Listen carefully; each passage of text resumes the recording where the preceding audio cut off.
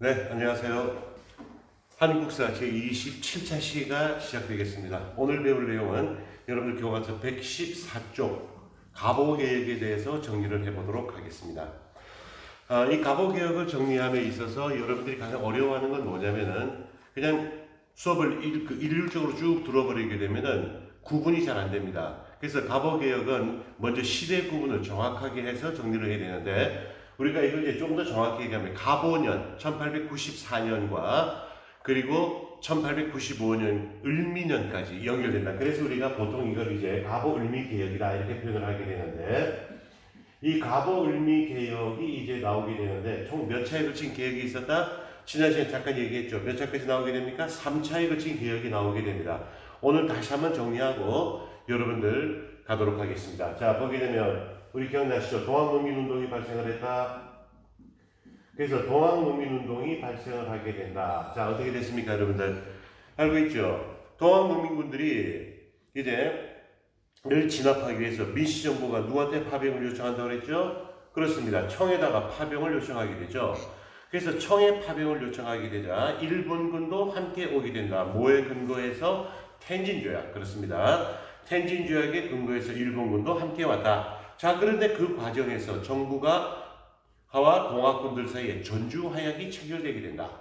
그러니까 일본군이나 청나라 군대가 우리나라에 더 이상 있을 이유가 없다. 이렇게 되게 되는 거죠.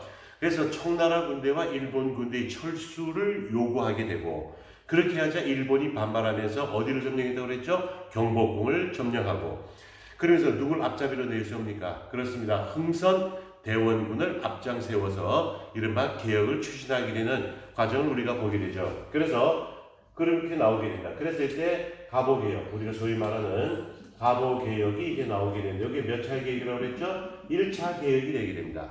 그리고 바깥으로 무슨 전쟁? 청일전쟁이 발발하게 된다. 자, 이렇게 얘기했습니다. 어제도 우리가 그 전차시 동학농민운동 때도 했지만 가보개혁 때 다시 한번 우리가 정리하는 겁니다. 그래서 요때 대원군을 내세우게 돼서 요때는 대원군을 섭정으로 하게 되는 제1차 김홍집 내각이 등장합니다.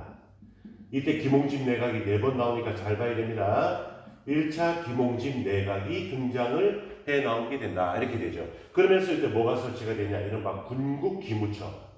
군국기무처가 이제 설치가 되게 되고 이 군국기무처를 중심으로 해서 개혁이 추진이 되어지게 된다. 자, 이렇게 되는 거죠. 이게 1차 개혁입니다. 자, 그런데 청일전쟁에서 일본이 승세를 잡게 되자 이제 일본은 보다 더 개혁에 박차를 가하기 위해서 이른바 2차 개혁으로 이어져 나오게 된다. 자, 이렇게 되는 겁니다. 2차 개혁이 나온다. 왜 그렇게 되냐면 1차 개혁이 엄청나게 많은 개혁을 합니다. 그러나 실질적인 개혁을 주도는 누가 하게 되냐면은 일본이 강요를 하긴 하였지만은 실질적인 개혁은 조선의 개화 인사들에 의해서 주도가 되는 겁니다. 그렇기 때문에 일본의 입장에서는 조금 부족하다. 그래서 이때 여기 나오는 군국기무처를 이제 폐지를 합니다. 이 군국기무처를 이제 폐지를 하게 되고 그러면서 2차 김홍집 내각이 이제 나타나게 되는데 이때 갑신정변 때 일본으로 망명을 떠났던 사람 김옥균 이미 사망했습니다. 누구? 박영효죠. 박영효가 들어와서 김홍집을 총리 대신 그리고 내무 대신으로 박영효가 영입되면서 이른바 제2차 김홍집 내각이 나오게 됩니다. 제2차 김홍집 내각이 나오게 된다. 그래서 이 김홍집 내각은 아까 얘기했습니다. 누구? 박영효하고 같이 만들어진 연립내각의 성격을 갖게 된다. 자, 이렇게 되는 겁니다. 여러분들 중에서 선생님한테 내각이 뭡니까? 라고 물어볼 사람이 있을 것 같은데 찾아보세요. 꼭 찾아서 확인을 해야 됩니다. 내각이란 것이 어떤 뜻을 갖고 있는가? 라고 하는 것. 자, 그 과정에서 결국 청일전쟁에서 누가 승리를 하게 되냐? 자, 알고 있죠? 일본이 승리를 하게 되죠. 그러고 난 다음에 이제 이른바 시모노세키 조약을 체결하게 되고 이 시모노세키 조약을 체결하고 난 다음에 일본은 이제 어떻게 합니까? 대륙으로 진출을 시작합니다. 그래서 요동반도도 들어가고 그 다음에 또 타이완도 점령하고 이런 식으로 나오게 되자 이제 누가 반발한다고 그랬죠? 러시아가 반발을 해 나오게 됩니다. 그래서 러시아가 반발을 하게 되면서 이른바 삼국 간섭이라는 게 나옵니다.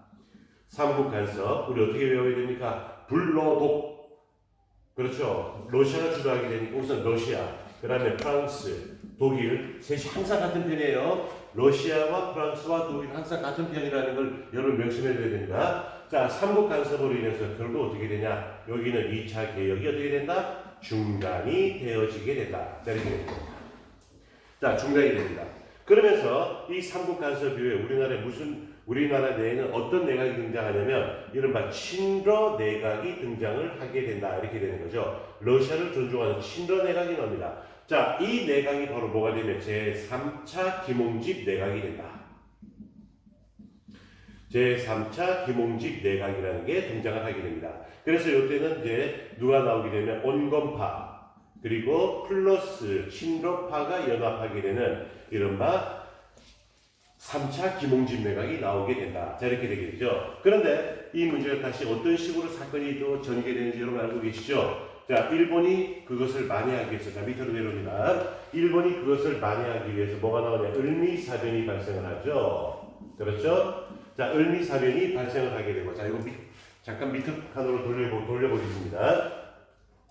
자, 그래서 을미사변이 이제 발생을 해 나오게 되고, 그러면서 다시 친일 정권이 들어서게 되죠. 그러면서 이제 뭐가 나오게 되면 이른바 몇 차 개혁이 나오게 된다? 이른바 3차 개혁이 나오게 된다. 이 3차 개혁이 여러분 알고 있는 을미개혁이라고 하는 겁니다.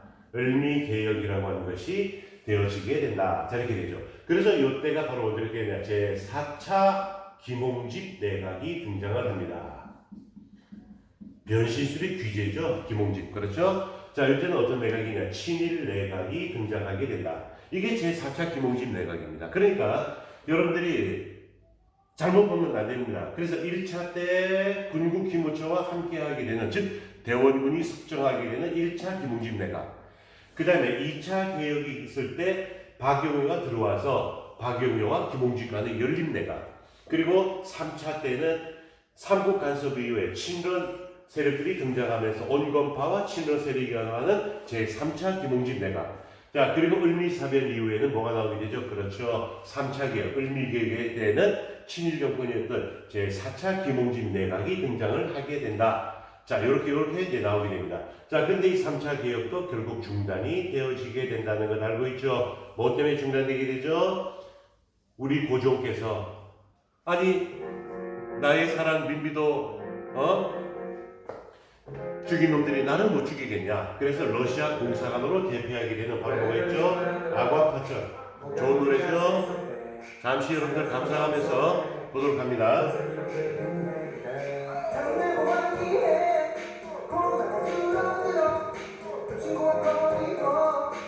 자, 친러 내각이 등장하면서 이제 중단이 되어지게 된다. 자, 이렇게 되는 겁니다. 자, 중간에 말이 좀 잘 들렸나요? 그래서 여러분들이 노트에 정리할 때는 쭉 해서 여기 중단하고 요렇게 연결시켜서 3차 개혁, 요렇게 연결시켜서 을미사변, 요렇게 여러분들이 연결되어야 되는 겁니다. 밑에 것까지 연결해서 가져야 된다. 이렇게 되는 겁니다. 자, 그렇게 되니까 이제 우리가 요렇게 나오니까 정리가 되죠? 여러분들 뭐가 나옵니까? 1차 개혁, 2차 개혁, 3차 개혁. 1차 김홍집, 2차 김홍집, 3차 김홍집, 4차 김홍집. 그리고 삼국 간섭과 아간파철 때는 뭐가 나온다? 친러내각. 그래서 개혁은 중단된다. 라고 하는 것. 전체적인 아웃라인을 이걸로 잡아보도록 하겠습니다. 자, 그렇다면은, 우리가 이제 그 1차 개혁의 내용을 이제 살펴보는 시간을 갖도록 하겠습니다. 그래서, 1차 내용을 우리가 보게 되면은 1차 개혁의 경우에는 여러분 알고 있죠? 자, 어떻게 되는 겁니까? 여기는 바로 군국기무처가 중심이 되어서 이제 개혁을 추진하게 된다. 자, 이렇게 되는 거죠. 그렇게 하기 위해서는 여러분들 교과서 114쪽에 나오게 되는 군국기무처의 개혁 법령, 그 개혁 법령에 대해서 여러분들의 선생님이 좀 말했던 파워포인트를 통해서 이건 먼저 내용을 정리하도록 하겠습니다. 군국기무처의 개혁 법령에 대해서 우리가 살펴보도록 하겠습니다. 여러분들 교과서 확인하면서 가도록 합니다. 1차 개혁에서 이제 만들어진 이 군국기무처에서 여러 가지의 것들이 이제 나오게 되는데, 먼저 첫 번째를 보시게 되면 국내외 문서에 개국기년을 사용하겠다. 이 개국기년이라고 하는 것을 사용한다. 이렇게 되는데, 이 말의 의미는 뭐냐면 청의 연호를 폐지하겠다. 청의 연호를 우리가 폐지하겠다. 지금 그 얘기를 하고 있는 거거든요. 그래서 이 개국 기년이라고 하는 것을 언제로 잡게 되냐면 조선 건국으로 잡습니다. 그러니까 조선 건국이 1392년에 되게 되니까 1894년, 그러니까 개국 502년에 해당하게 된다. 이렇게 보게 되는 거죠. 그래서 우리의 조선 건국 기년을 사용한다는 것은 청의 연호를 폐지한다. 즉 청과의 사대 관계를 청산하겠다라고 하는 이런 의도를 보이고 있다는 것을 여러분들은 생각을 해 두셔야 되는 겁니다. 두 번째, 문벌과 양반, 상민 등의 계급을 타파하여 계급을 타파합니다. 귀천, 귀하거나 천하거나의 구애 없이 인재를 뽑아 쓰게 된다. 뭘 얘기하는 겁니까? 신분제 폐지를 얘기하는 거죠. 그래서 어떤 신분, 계급보다는 이제는 능력에 따라서 인재를 등용하는 것을 하겠다. 신분제 폐지를 얘기하는 겁니다. 자, 그 다음에 4번, 5번, 6번을 묶어서 봐두셔야 되는데 죄인 자신 이외의 일체 연좌제를 폐지하게 된다. 자, 연좌제라고 하는 것이 뭡니까? 가족 중 한 사람이 잘못해서 모든 가족이 함께 벌을 받는 거죠. 이거 봉건적 악습이죠.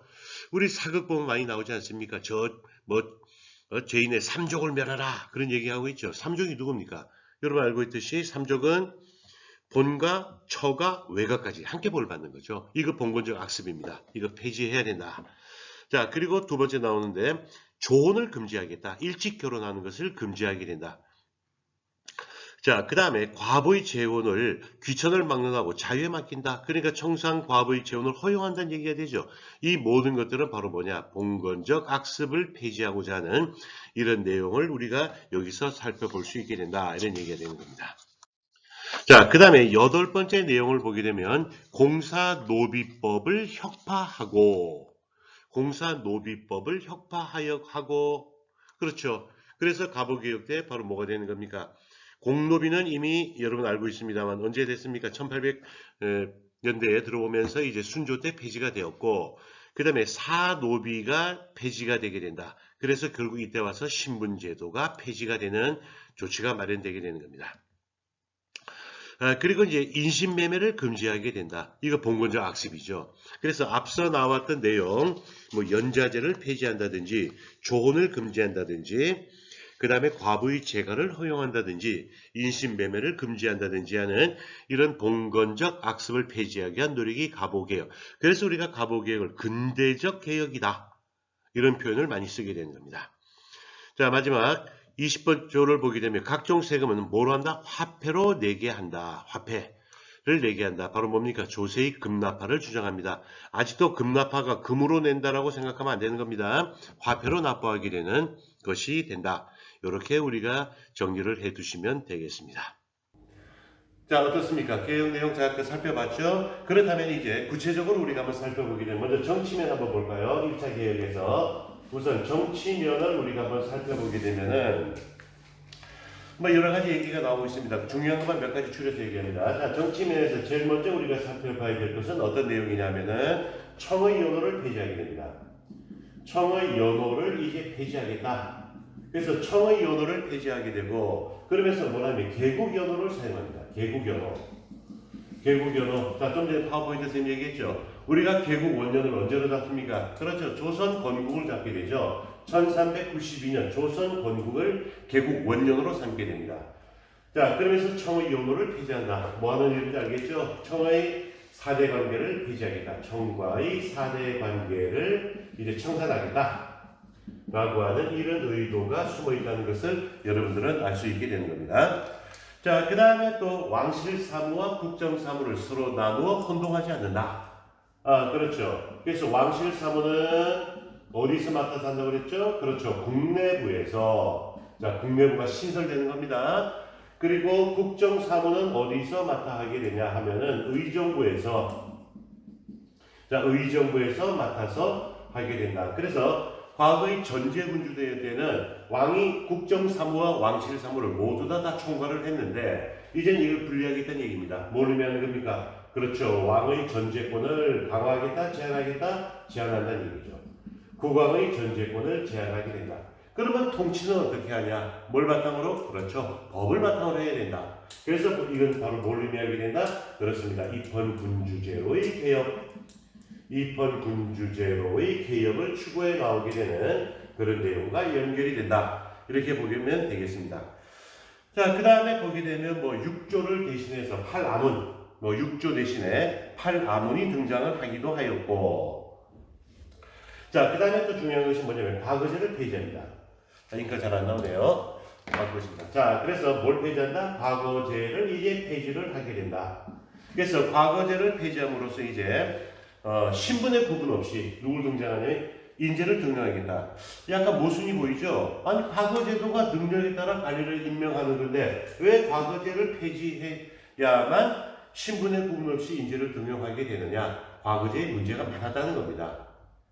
이미 정계로 진출할 사람은 이미 뽑아놓고 형식적으로 하기도 하고 부정과 부패가 만연하고 그런 건 의미 없다는 얘기입니다.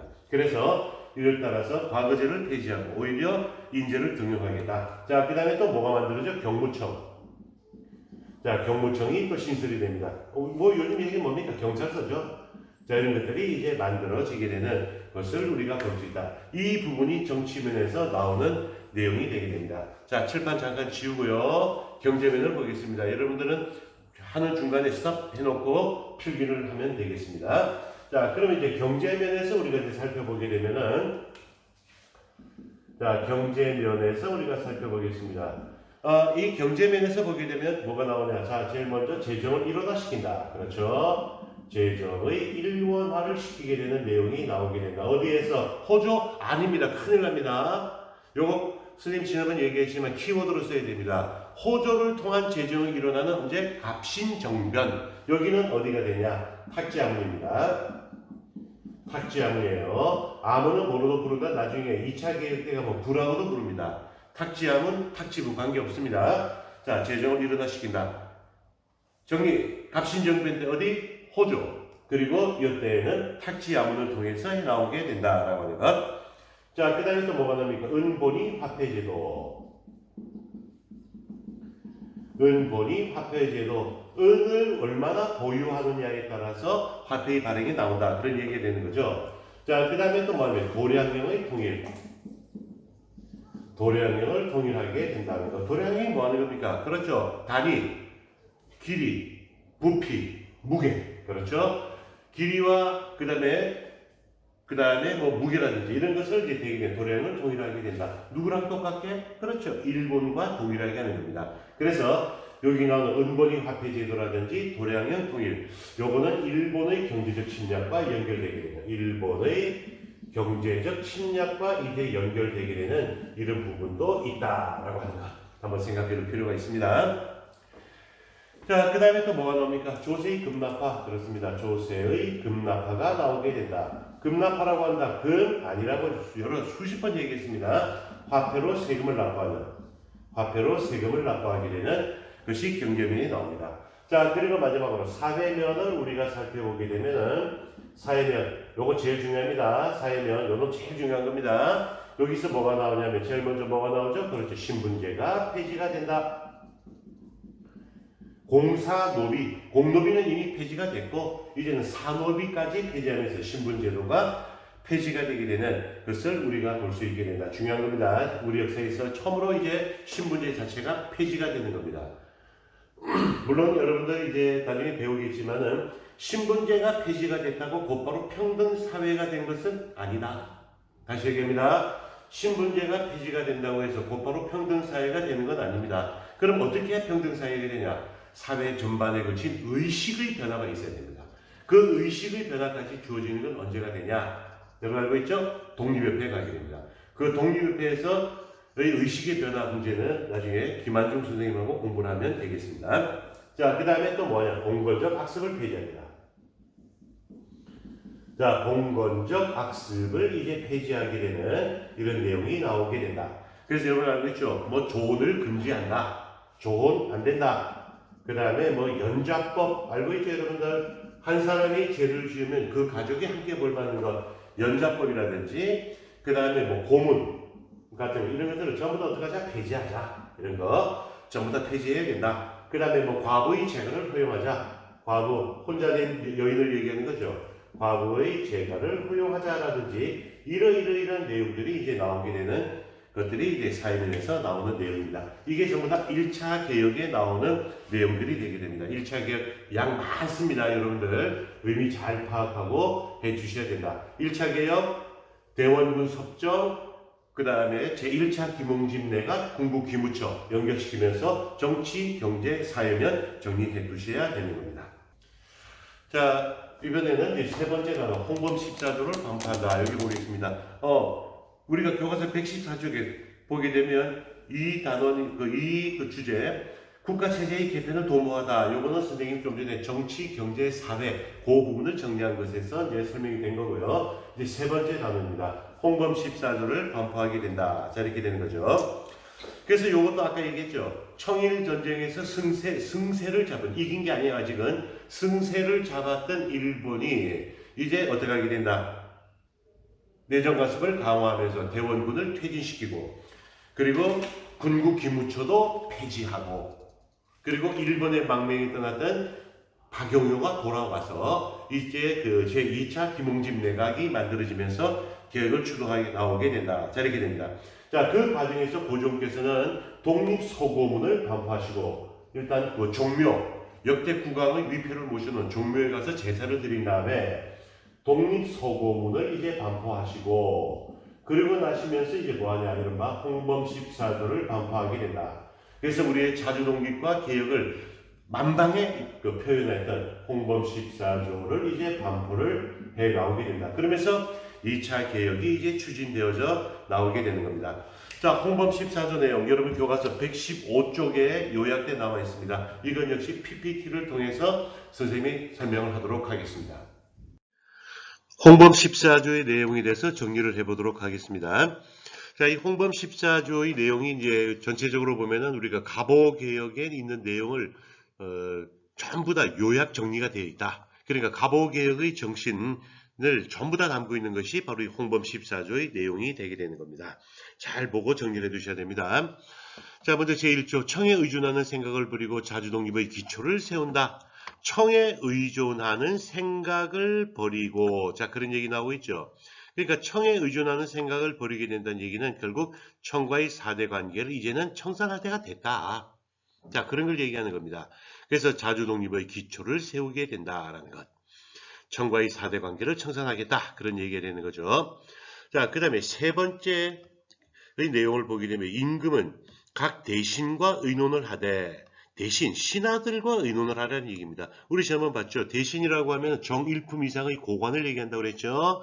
정사, 어떤 정치와 관련된 일을 행하되 종실, 외척의 간섭을 용납하지 않는다. 종실하고 외척이 바로 누구니까 왕족을 얘기하는 거죠. 그러니까 이 왕족, 그러니까 왕 이외의 주변 세력들, 왕족들의 간섭을 용납하지 않겠다. 어떻게 하라는 얘기입니까? 누구랑 의논하라? 대신과 의논을 해야 된다. 그 얘기를 하고 있는 거죠. 그래서 왕실 세력과의 내정 간섭을 배제함으로써 부정과 부패를 방지하겠다. 이런 내용이 되는 겁니다. 자, 네 번째, 앞서도 선생님이 굉장히 강조했던 내용이 되죠. 왕실 사무와 국정 사무는 나누어 서로 혼동하지 않는다. 어떻게 하라고 그랬습니까? 왕실 사무는 국내부에서, 그래서 담당하게 하고, 국정 사무는 의정부에서 담당하게 한다. 그러니까 결국은 왕실 사무와 국정 사무를 서로 나누어서 한다는 얘기는 바로 뭘 의미합니까? 그렇죠. 국왕의 전제권을 어떻게 하겠다? 제한하겠다. 국왕의 전제권을 제한하겠다. 어떤 개혁이 되죠? 입헌군주제로의 개혁이 되는 겁니다. 누누이 강조되는 겁니다. 입헌군주제로의 개혁. 그러니까 국왕의 전제권을 제한함으로써 이제는 법을 통한 통치를 해나가겠다. 그런 것을 의미하고 있는 겁니다. 중요하게 생각하고 다시 한번 정리 잘 해주셔야 됩니다. 자, 그 다음에 여섯 번째, 납세는 뭐로 정하라? 역시 법으로 정하라. 조세 법정주의죠. 그리고 함부로 세금을 징수하지 않는다. 그럼으로써 농민 생활의 안정을 가져가겠다라고 하는 것을 여기서 이야기하고 있는 것이 되는 겁니다. 자, 열 번째 보겠습니다. 지방제도를 개정하여 지방관리의 직권을 제한하게 한다. 자, 이렇게 나오게 되죠. 자, 우리가 이 지방관의 제도를 제한, 지방관의 직권, 이게 중요한 겁니다. 지방관의 직권을 제한하겠다. 자, 지방관은 원래 삼국시대 이래로 보게 되면 계속해서 지방관은 원래 행정권자이긴 하지만 이 사람들이 관례상 사법권과 군사권을 아울러 다 가지고 있었습니다.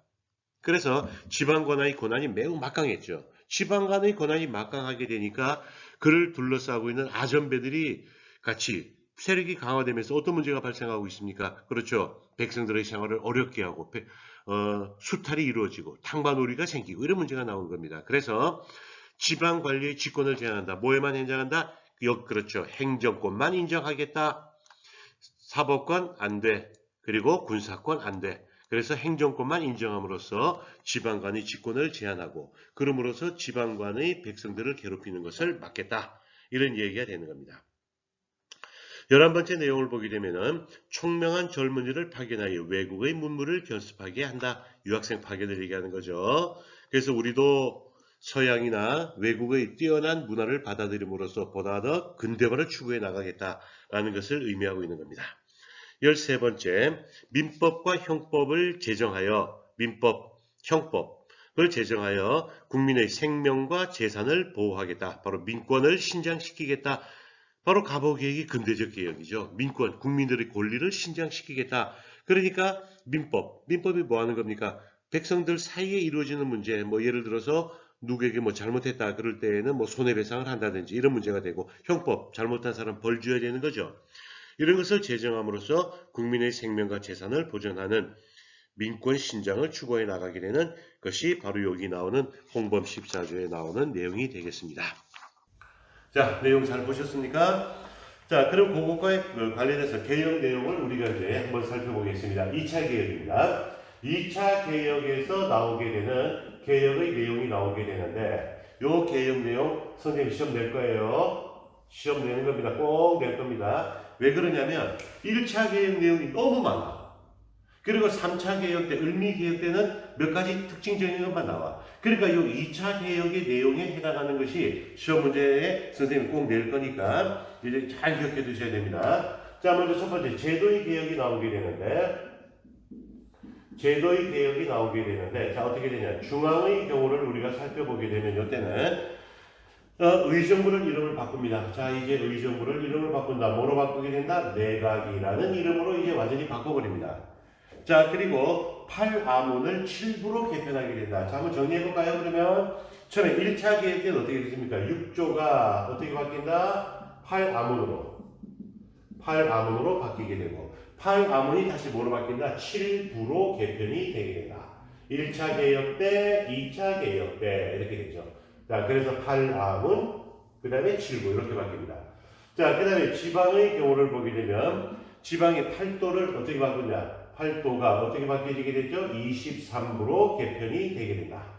8도가 23부로 이제 개편이 되게 되고, 모든 행정구역을 어디로 하게 된다? 군으로 통합을 하게 된다. 이렇게 되는 겁니다. 자, 그 다음에 이제 또 나오는 것이 뭐가 있게 되냐면은, 재판소를 설치하게 됩니다. 자, 이때 뭐가 나오냐면, 재판소라는 것이 설치가 되게 된다. 자, 그래서 재판소가 이제 설치가 되어지게 된다는 얘기죠. 이건 뭘 의미하게 되냐면 이제 행정권과 사법권이 분리가 된다는 얘기입니다. 이거 굉장히 중요한 겁니다. 행정권과 사법권이 이제 분리가 되어지게 되는 내용이 나오게 된다. 이렇게 되죠. 그래서 수능에서는 이 문제는 굉장히 많이 나왔는데 이거 만화로도 나오거든요. 만화 옛날 사람이네요. 그 애니메이션 한 컷으로 나오는 것이 있게 되는데, 거기 보게 되면은 고려 원님이 사또님께서 딱 앉아가지고는 저 밑에 죄인을 갖다가 목에다 칼을 탁 채워놓고 거기서 이제 막 재판하는 장면이 나옵니다. 어떻습니까? 지방관리는 어떤 사람이죠? 행정권자죠. 근데 그 사람이 저 죄인을 어쩌고 저쩌고 얘기를 하고 있는 거예요. 그거는 뭘 의미하고 있냐? 행정권하고 사법권이 분리가 안 된 겁니다. 분리가 안 된 거예요. 근데 또 다른 컷이 나온다. 거기 보게 되면 법관이 멋있게 법복을 딱 입고 이러고 재판하는 장면이 나옵니다. 그거는 행정권과 사법권이 분리가 되는 거죠. 그러니까 여기 되면 2차 개혁 때 이게 나오고 있다는 거 여러분 꼭 기억해야 됩니다. 뿐만 아니라 지방권은 어떻게 될까요? 그렇습니다. 지방권의 권한은 행정권에만 국한되게 되면서 지방권의 권한은 전체적으로 행정부에 축소되게 되는 어떻게 되죠? 권한은 점점 약화되게 되는, 축소되고 약화되게 되는 이런 과정으로 간다. 이렇게 보셔야 됩니다. 자, 그 다음에 또 한 가지 교육의 중요성을 얘기하는 교육 입국 조서를 반포하게 됩니다. 교육 입국 조서를 이제 반포를 하게 된다. 뭐 그 내용은 이런 겁니다. 국가의 부강은 국민의 교육에 있다.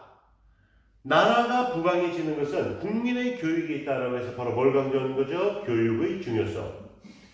교육의 중요성을 이제 강조하게 되고, 그리고 우리 역사에서 처음으로 이제 교육의 지표를 세 가지로 나오게 됩니다. 뭐 시골 초등학교 같은 데가 앞에 많이 붙여놨죠. 바로 뭡니까? 지는 뭐합니까? 지식, 지혜 이걸 얘기하는 거죠. 덕, 품성을 얘기하는 겁니다. 이덕입니다. 품성을 강조하는 거죠. 뭐가 됩니까? 체력 이걸 강조합니다. 바로 지덕체 교육을 이때부터 강조를 해 나오게 된다. 자, 이렇게 되는 겁니다. 자, 그러면서 이때 이제 각 학교가 만들어지죠. 뭐 예를 들면 한성 사범학교라든지 이런 학교 등이 이제 만들어진다든지, 그 다음에 소학교라든지 이런 학교 등이 이제 설립이 되게 되는 학교 등이 이제 설립이 되는 이런 과정들이 이제 나오게 되는 이런 것을 우리가 볼 수 있게 된다. 자, 이렇게 되는 겁니다. 자, 이제 제 네 번째 주제에 들어가겠습니다. 명성황후 일본의 살해되다. 을미사변이죠. 자, 우리가 이제 을미년에 일어나서는 안 될 일이 일어났다. 을미사변입니다. 이 을미사변이 이제 발생을 하게 되는데, 이 배경이 되는 것이 여러분 잘 알죠? 청일전쟁에서 누가 이겼습니까? 일본이 승리를 했죠. 그래서 일본이 승리하고 난 다음에 이제 일본은 본격적으로 어디로? 우리 쪽으로, 그리고 중국 쪽으로 진출을 생각합니다. 그래서 실제로 이제 중국 쪽으로는 요동반도 그쪽으로 진출을 하고, 그래서 리순 지방과 다롄 지방 이쪽을 이제 서서히 이제 활약을 해가기 시작하고, 그리고 타이완 쪽도 들어가고 있습니다. 근데 우리나라로 들어오려고 하니까 이때 명성황후 민비가 어떻게 하게 됩니까? 민씨 세력이 누구랑 손을 잡게 되죠? 그렇죠. 이제는 러시아와 손을 잡게 됩니다. 앞서 우리가 선생님 설명했습니다. 러시아와 손을 잡게 된다. 그러니까 일본 입장에서는 야, 도저히 안 되겠구나. 이제 이래 갖고는 안 되겠다. 그래서 우리 일본이 조선으로 진출하는 걸림돌이 바로 누구다? 명성황후가 된다. 그렇게 해서 이제 결국은 어떻게 하게 됩니까? 우리의 명성황후를 시해하게 되는 이런 것을 우리가 볼 수 있게 됩니다. 그래서 이제 정리를 좀 해보게 되면 청일전쟁 이후에 일본이 승리한 다음에 이제 어떤 일이 벌어지게 되죠? 시모노세키 조약이 있었고, 그리고 이제 삼국 간섭이 따르게 되고, 자, 그러면서 이제 누가 등장하게 되죠? 친러 세력들이 이제 우리나라에 등장을 하게 된다. 자, 이렇게 되게 되죠. 그러면서 그럼 어떤 문제가 나옵니까? 2차 개혁은, 일본이 주도했던 2차 개혁은 결국 중단되어지게 되고, 지금 선생님은 서너 번 이상 설명하고 있어요, 여러분들. 2차 개혁은 이제 중단이 되어지게 되고, 자, 그러면서 이제 뭐가 나오냐? 제3차 김홍집 내각이 이제 등장을 합니다. 이때 김홍집 내각은 뭐라고 그랬습니까? 그렇죠. 친러파와 온건파 간의 결합이 된 것이 이제 나오게 된다. 자, 그러면서 결국 을미사변이 이제 발생을 하게 되는 겁니다. 명성황후가 시해되게 되는 문제가 나오게 된다. 그래서 결국 조선에서 입지가 약화된 일본이 친러 정책을 주도했던 결국 명성황후를 시해하게 되는, 명성황후를 이제 시해하게 되는 이런 사건이 벌어지게 된다. 이렇게 되죠. 그래서 이걸 계기로 해서 우리나라에서는 처음으로 뭐가 등장합니까? 의병이 등장하죠. 그 의병이 을미에 나온다. 그래서 을미의병이 이제 발생을 하게 되는 이런 또 다른 하나의 요인이 되기도 한다. 자, 이렇게 되는 겁니다. 자, 이제 다섯 번째 주제입니다. 을미개혁, 3차 개혁 들어갑니다. 자, 얘기 여러 번 했습니다, 여러분들. 자, 그래서 이 을미개혁은 여러분 알겠지만 을미사변이 있고 난 다음에 몇 차 김홍집 내각? 4차 김홍집 내각이 나오게 됩니다. 자, 제4차 김홍집 내각에서 이제 주도를 해 나오게 된다. 자, 이렇게 되는 거죠. 그래서 이때는 이제 어떻게 되게 되냐면은 여러 가지 개혁의 내용이 나옵니다. 뭐 새로운 연호를 사용하게 된다. 새로운 연호 뭐가 되는 거죠? 건양이라고 하는 연호를 이제 사용을 해 나오게 된다. 자, 이렇게 되고 있죠. 그 다음에 또 뭐가 나옵니까? 뭐 보게 되면 근대적 우편사무와 같은 이런 것들이 이제 나오게 된다. 그렇죠. 원래 이 우정국 개국 축하연, 갑신정변 때 우정국 개국을 하려고 했습니다만 어떻게 됐습니까? 갑신정변으로 문 열자 문 닫자 이렇게 되는 거죠. 그리고 이때 와서 근대적 우편 사무가 재개되게 되는 이런 것을 볼 수 있게 됩니다. 자, 그다음에 태양력 사용 양력입니다. 음력이 아니에요. 태양력을 사용하게 되고, 자, 그리고 종두법. 그 다음에 또 뭐가 나오게 되죠? 그렇죠. 단발령 이런 것들이 나오게 됩니다. 자, 특히 이 단발령 어떻게 됩니까? 머리를 자르겠다. 이 부분에 대해서는 이제 유생들이 엄청나게 반발을 하게 되죠. 그래서 우리 앞에 나왔던 이 단발령하고 또 한 가지 뭐가 있습니까? 을미사변. 요 두 가지 사건들은 위정 척사운동을 주도했던 유생들에게 한마디로 유생들을 빡치게 만드는 거죠. 그래서 결국 우리 근대사에서 처음 의병이 발생하게 됩니다. 무슨 의병? 을미의병이 발생하게 되는 그런 요인으로도 이제 여기에 작용을 하게 된다. 자, 이렇게 되게 되는 겁니다. 자, 그런데 여기 나오는 3차 계획은 뭐 때문에 중단됩니까? 아까 얘기했죠? 아관 파천.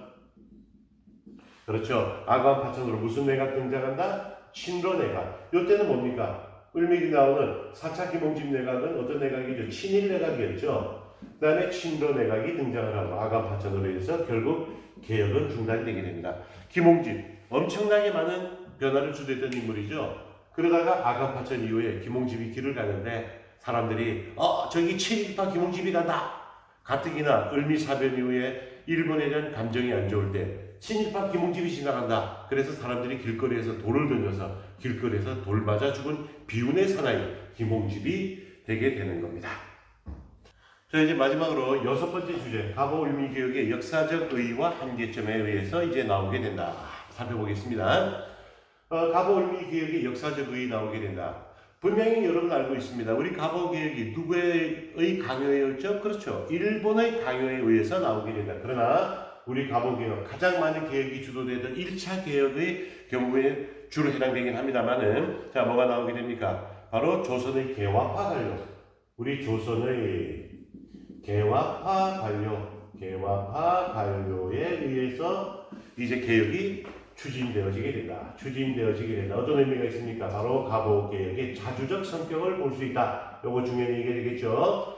그래서 일본의 강요라고 하는 부정적 측면도 있습니다만 어떻게 됩니까? 우리의 개화파 관료에 의해서 주도되었다라고 하는 자주적으로 추진되었다는 것의 의미를 우리가 보려면 되겠습니다.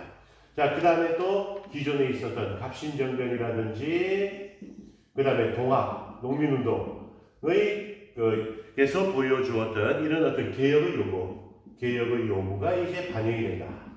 개혁의 요구가 반영이 됐다. 이렇게 볼 수 있죠. 예를 들어서 우리가 얘기를 하자면은 바로 뭐가 됩니까? 가장 중요한 거.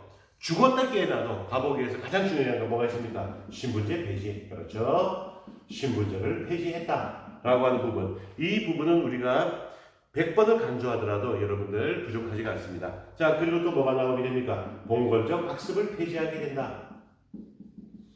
봉건적 학습을 폐지한다. 벌써 여러 번 얘기했습니다. 더 이상 얘기하지 않겠습니다. 자, 그러면서 또 뭐가 나오게 됩니까? 전제군주제를 개혁하겠다. 왕이 모든 걸 다 통과하게 되는 전제군주제에서 이제 뭐로 바뀌어나가겠다는 얘기죠? 그렇죠. 입헌군주제로의 개혁. 입헌군주제로의 개혁을 추구해 나오게 되는 이런 측면을 우리가 강조를 해둬야 되겠다. 이렇게 되는 겁니다. 자, 그래서 우리가 보통 여기 나오게 되는 갑오개혁을 우리가 뭐라고 하냐면 근대적 개혁이라고 하죠. 여러분 보세요. 3단어, 큰 단어의 제목이 뭡니까? 근대국가 아닙니까? 근대국가. 이런 면에서 우리는 근대적 요소를 보이게 된다는 것을 우리가 알 수 있게 된다. 이렇게 되는 겁니다.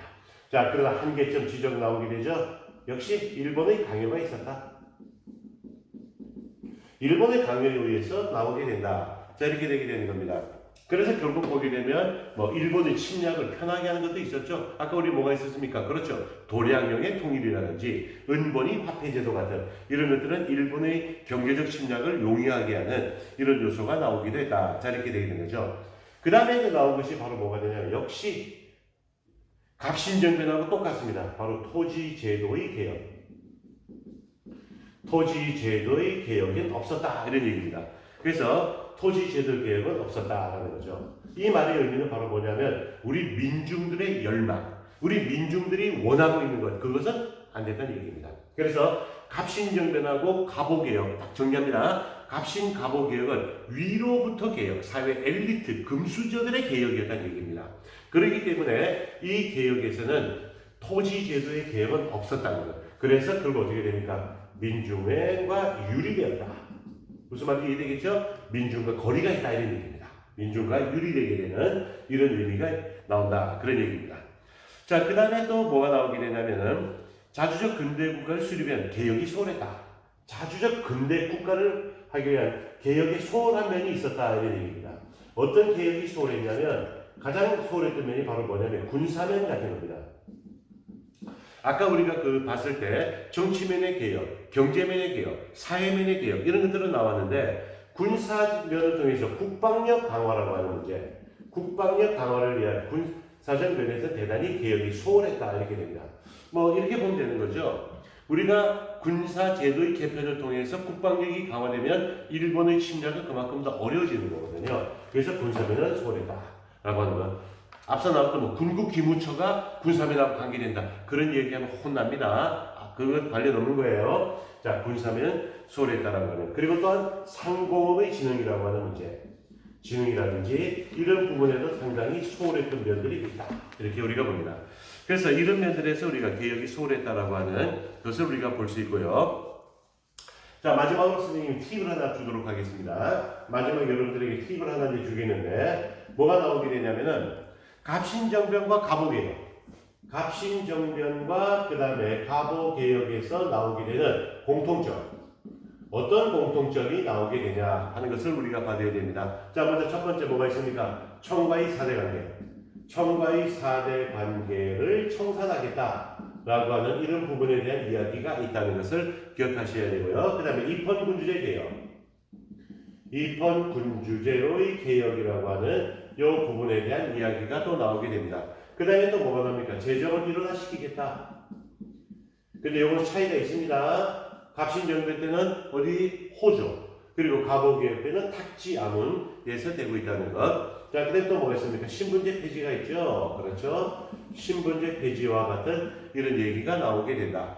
자, 그 다음에 또 뭐가 나오냐면 경찰제 실시. 경찰제를 실시하자라고 하는 부분. 그래서 갑신정변에서 경찰제를 실시하자라고 주장을 하고 갑오개혁에 반영되고 하는 이런 부분들이 이제 나오게 됩니다. 그리고 가장 큰 문제는 바로 어디로부터 개혁입니까? 위로부터의 개혁이 된다. 바로 금수저들의 개혁에 대한 얘기입니다. 그렇게 되다 보니까 민중들의 어렵고 힘든 면이 제대로 반영되지 못했다. 바로 뭐가 있죠? 토지 제도의 개혁은 있다 없다? 없다. 동학농민운동은 토지도 개혁이 있습니다. 토지는 평균하여 분작한다. 그런 얘기가 나오고 있죠. 이런 부분들에 대해서 여러분들이 생각을 해 주셔야 됩니다. 자, 그리고 또 동학에서 갑오개혁에 영향을 준 거 크게 두 가지 기억하면 됩니다. 뭐하고 뭐죠? 동학에서 얘기되고 갑오개혁에서 이제 반영된 신분제 폐지. 그렇죠. 또 한 가지 봉건적 악습의 폐지. 이런 것들이 되겠습니다. 그리고 뭐 조세제도 개혁도 해당되겠네요. 자, 그렇게 해서 여러분들 교과서 116쪽에 있는 까지 나오는 갑오개혁에 대한 정리를 이제 끝마치도록 하겠습니다. 자, 그동안 공부들하고 수고 많이 했습니다.